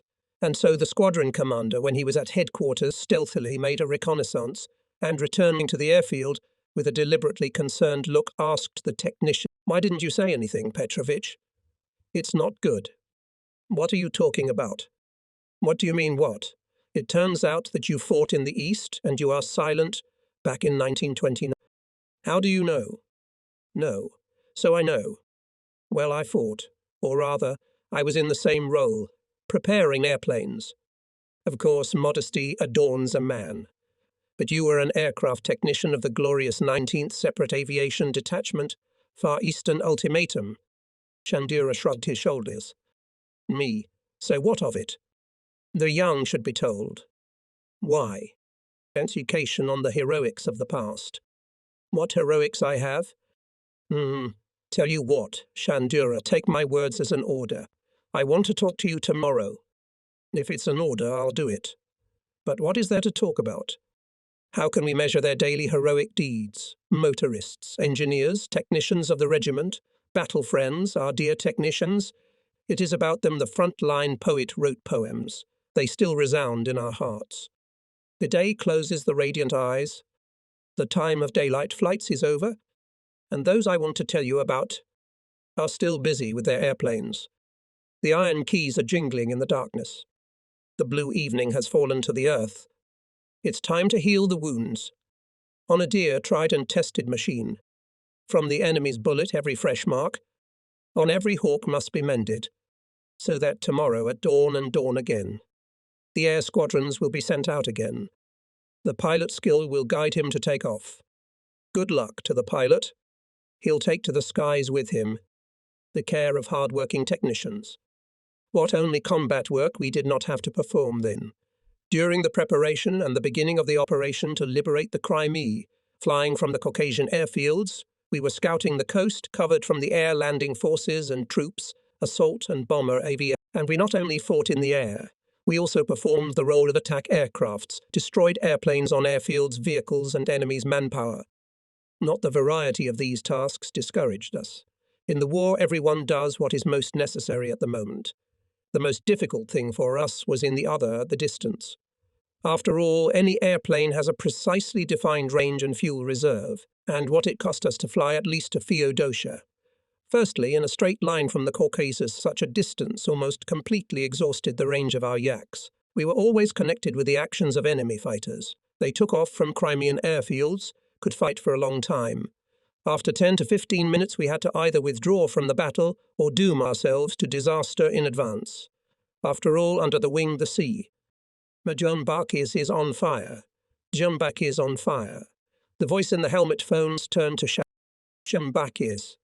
An excellent pilot, a great comrade, deputy commander of the division. He fought desperately. But what could he and his wingman do when their cars piled on 9 messes? There was nowhere to wait for help. All the other pilots busy in a frenzied merry-go-round of air combat that broke out over Theodosia. Fury seized the pilots, and maybe that's why the fight ended so quickly. Notwithstanding the frontal attacks, the Hitlerites turned to flight. But in a minute, new messes appeared over the city. Stunned, badly burned W. Jumbakis brought the car near Theodosia. The plane almost immediately went down, but the pilot managed to get out of the cockpit. He barely kept on the water and thought with gratitude about his comrades, who over his head in a fierce battle covered his commander. The Nazis saw how the Russian went to the water. They could not help but hear the alarming voice on the air. Urgently send a boat. Urgent boat. The voice reached both their own and the enemy.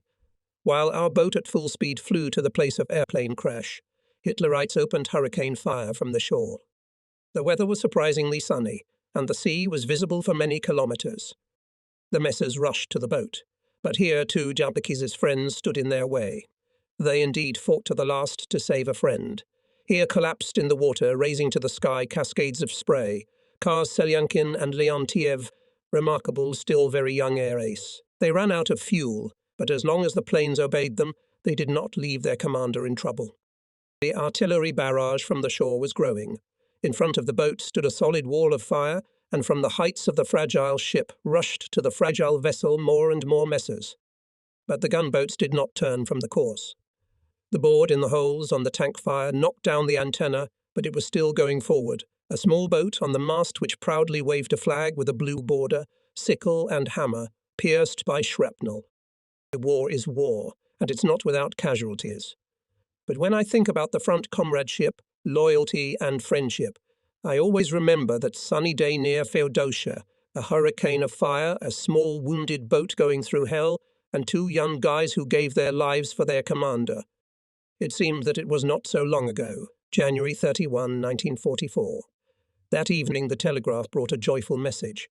By the decree of the Presidium of the Supreme Soviet of the USSR Guards, regiment was awarded the Order of the Red Banner of Battle. What to hide? We were really happy then. Then on our combat account was more than 300 shot down Hitler's vehicles and 32 destroyed soldiers and officers of the enemy.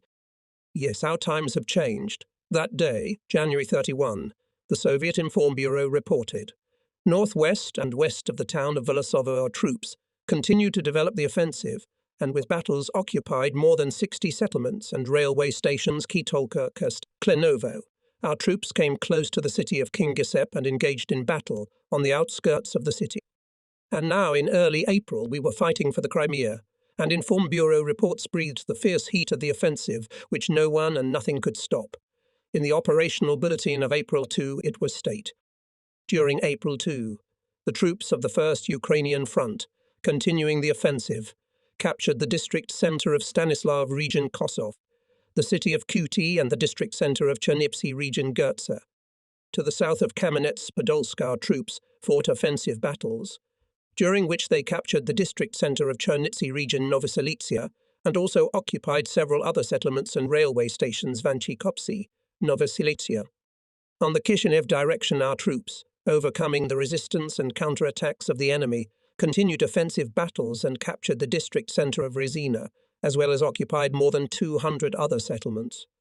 On the Tiraspol direction our troops, continuing the offensive, captured the district center of the Odessa region Shiryevo, and also with battles occupied more than 30 other settlements. On the Odessa direction our troops with battles occupied more than 50 settlements. April 3, 1944. On this day the regiment celebrated a significant date, 2 years since the day of awarding the high rank of guardsman. Yes, it is happiness. To be the first guardsman. 2 years have passed since our guards unit was born in deadly battles with fascist invaders. In the note combat gift to the anniversary the newspaper Black Sea Pilot from April 3, 1944, report. With new combat gifts, the Guards pilots meet their 2-year anniversary, from the day of transformation of the regiment into a Guards regiment.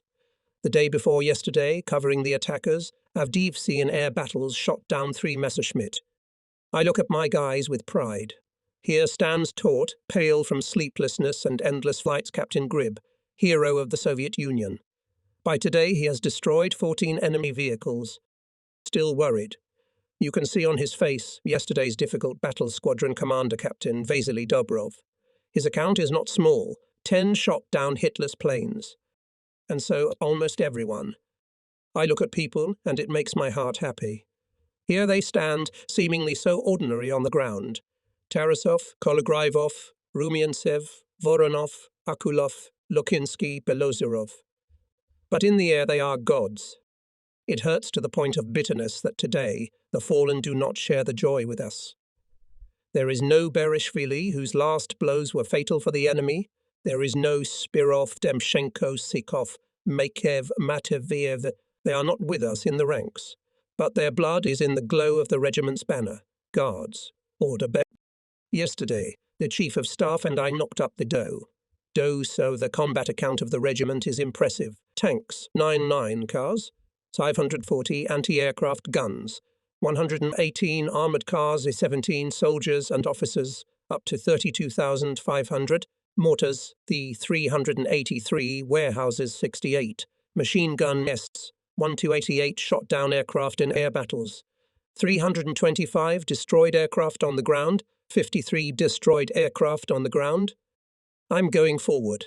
I have to congratulate the guys on the holiday. They are exhausted in battles to hell. They need these minutes of joy today. Comrade Guardsman, I heartily congratulate you on a wonderful anniversary. Our fighting glory was born in besieged Odessa. We'll never forget Berishvili. He shot down 2 enemy planes in the sky. He ran out of ammunition. But when his commander Demchenko was threatened, our friend did not hesitate to go for his last ram. You bravely fought at Perikop. We will not forget the feat of Sergeant Sokolov. His plane was hit by an anti-aircraft shell during an attack and caught fire over the territory occupied by the enemy. Sokolov preferred heroic death to German captivity. On the burning car, crashed into the enemy convoy. Sevastopol is both our pain and our pride. Remember, friends, only one day, December 17, 1941. Then you shot down 9 enemy vehicles over the city. And how many such days there were. You don't need me to tell you about them. As well as about the battles on the outskirts of Novorossiysk. Only in March you destroyed 36 Hitler's planes, living and the dead. And it was right. We lived as one family, and everyone fallen in battle bequeathed us both his love and his hatred. Now we are fighting for the liberation of our native Crimea. I know the Guards will not fail. A powerful hurrah rang out over the airfield. People were leaving quietly and solemnly. Well, they could be understood. I involuntarily touched their unhealed wounds, remembered friends who had recently been with us. In the afternoon, the mail arrived. The newspaper Black Sea pilot congratulated our, citing Red Fleet greetings to the pilot's guardsmen, celebrating today the glorious 2nd anniversary since the day of awarding the High Guards rank. There were also poems in the newspaper. With lion's courage, with a fiery heart. You carry the victory on your wings. The proud banner of the Guardsman hovers over you. Under it you've been fighting for 2 years. For the hero city, for your native Sevastopol. The Russian glory of it will go down through the ages. Forward, battle eagles, to the fierce battle. Finish the enemy, that the bandit did not hide. These lines were too imperfect, even for an unsophisticated reader. Probably they were composed last night, right in the room. They were written sincerely. They wanted to please us. And just 40 minutes later, the command of battle alarm sounds. To the planes. Fighter planes were launching, taking off and heading towards the Crimea. Sometimes even dry lines sound like music. On the evening of April 10, the commander of the separate seaside army, General A.I., Eremko, in coordination with the representative of the Supreme Command Headquarters, Marshal of the Soviet Union K.A. Voroshilov, gave the order to go on the offensive. Due to the fact that the enemy began to hastily withdraw its main forces, the army commander ordered the artillery support of the offensive to be conducted by the method of short but strong artillery fire raids. At the same time, The Fourth Air Army was assigned the task of powerful strikes of attack and bomber aviation to support ground troops. Aviation of the Black Sea Fleet should make a number of strikes on the enemy's watercraft in the port of Feodosia. And this is already our part. Well, we won't let you down. But in the morning we unfold Pravda, Leonid Sobolev's article, as if some force of enthusiasm, triumph and thirst for final victory carried people to trenches, pillboxes, to guns and machine gun fire of the desperately resisting enemy, carried them forward. Pilots always had wings. But something probably happened to us. There had never been such an internal, spiritual rise in the regiment. People were literally raring to go into battle. They were ready to fly continuously, day and night, just to bring the hour of defeat of the enemy closer. Wing to wing. We went into the attacks together with bombers and attack aircraft. We did one common work and together experienced both victories and failures of each other, and it was no longer possible to say whose feats we were more proud of after the operations, ours or others. Now everything was ours. That's why we were so worried about the incident that happened to the crew of Il-2 attack aircraft, which was led by Lieutenant Nikolai Astakov. It all happened on April 8 near Armyansk. Il was already coming out of the attack, when behind Astakov's back there was a deafening explosion. Nikolai was strongly pinned to the steering wheel by the blast wave. A direct hit ran through the commander's brain. We can't reach our own. The attack aircraft touched the ground, bouncing and tumbling from side to side, drew a black streak and finally froze. Astakov looked around. To the right, in the distance, were blue hills with ancient ruins of fortress buildings. Clearly, the Turkish rampart. "Masya, let's get out," shouted Nikolai to the gunner radio Sidorov, throwing back the cabin lantern. And only now it became clear to Astakov. Their position is hopeless. The airplane was surrounded by Hitler's machine gunners. Sidorov probably did not have time to notice them. He leaned out of the cockpit and was immediately pierced by a machine gun burst. "No, I will not give you alive, fascist bastards." Astakov hastily unbuckled his holster. Feeling the rough grip of the pistol in his hand, he suddenly calmed down. As if there was neither this forced landing, nor the Germans clothed the plane from all sides and shouting frantically. Come out. It's all the same, captivity, understand captivity. Keep alive more." Astakov raised his gun. But, apparently, the Nazis were watching his every move. Several machine gun bursts were heard almost simultaneously. His face burned. Blood flowed profusely from the wound on his cheek. He struggled to throw his body over the side of the car, but immediately lost consciousness. Downed, bloodied Nikolai was dragged by the fascists to their trenches, and the battle on the ground continued. Astakov was unconscious and could not see how the Germans were knocked out of the trenches and driven to the Karkitinsky Bay. Retreating, Hitlerites took our pilot with them.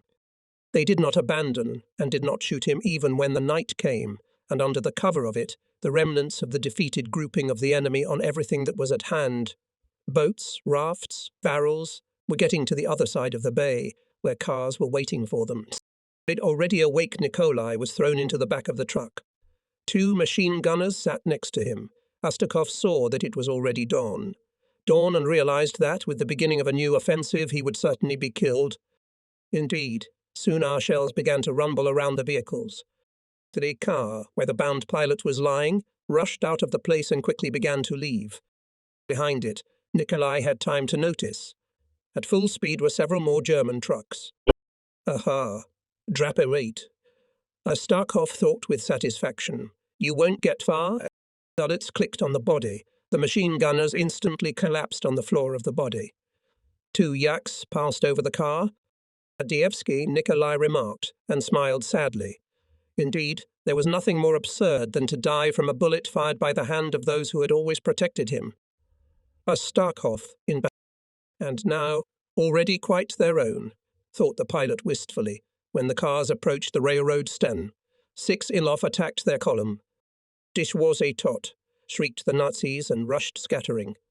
Black Death, Ilov, Hitlerites were afraid as hell of incense. The fascists were blown away as if by the wind. Leaving the pilot with bound hands in the car, the Germans scattered on the sides of the road, lay down in craters, pits, ditches. The raid continued. Astakov cautiously raised his head. There was nobody around. He cautiously crawled off the truck, looked around once more, and where only strength comes from at such moments. He rushed to the water pump. He barely hid behind it. The sludge had gone. Now they will look for everything, the end, and there is no gun. The pilot's thought was working feverishly. Suddenly he noticed a gunner walking along the tracks. Was. Nikolai's signs began to show the railroader. When he came closer, he immediately realized what was going on. Here, quickly, follow me. He literally kicked the door of the shed, nestled near the water pump.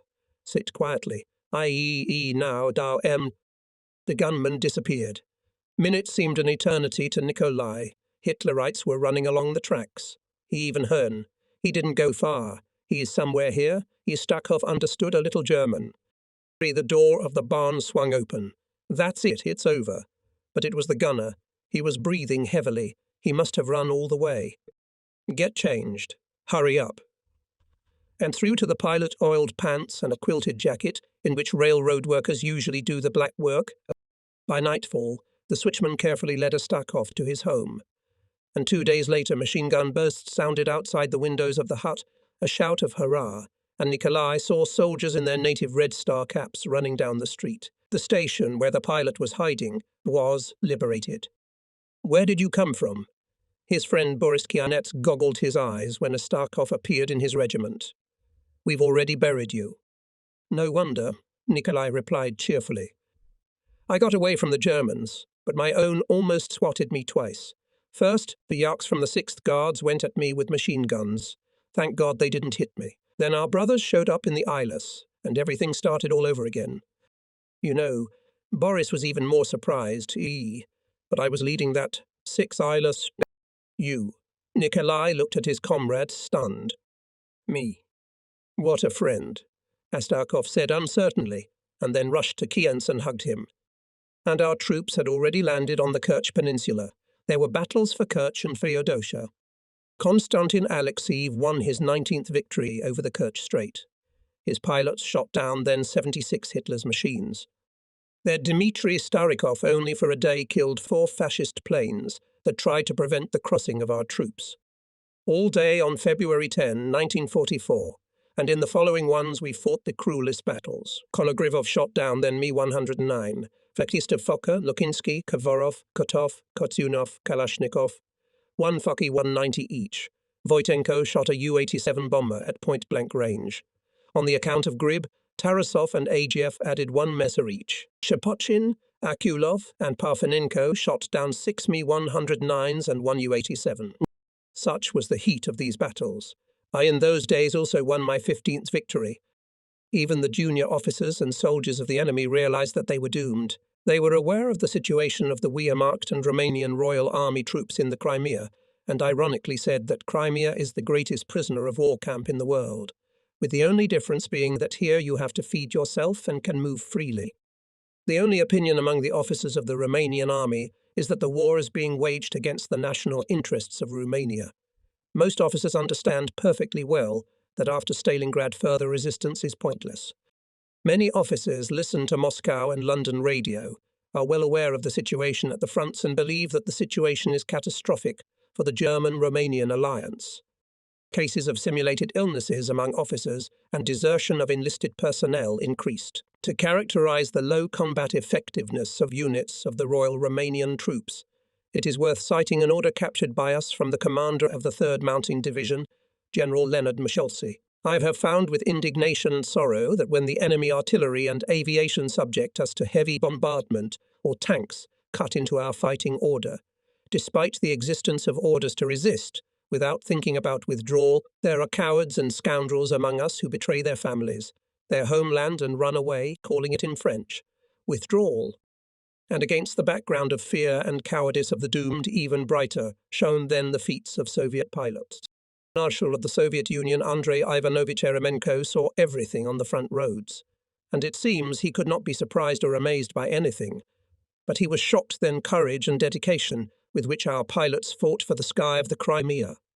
In these days, says Marshall, before the eyes of all paratroopers, squadron commander of the 47th Assault Aviation Regiment, Communist Lieutenant Volovodov and the party leader of the squadron, Junior Lieutenant Bykov, having shot ammunition in the reflection of a tank attack, rammed the enemy plane U-8088, which went to bombing. Both machines, engulfed in flames, fell to the ground. Military Council of the 18th Army, fulfilling the request of soldiers and officers paratroopers, expressed gratitude to the pilots of the Black Sea Fleet. "Tell the flying staff of the Black Sea Fleet Air Force," wrote the Military Council, "supporting us in the battle for the eastern shore of the Kerch Peninsula. Thanks from the infantry of our army.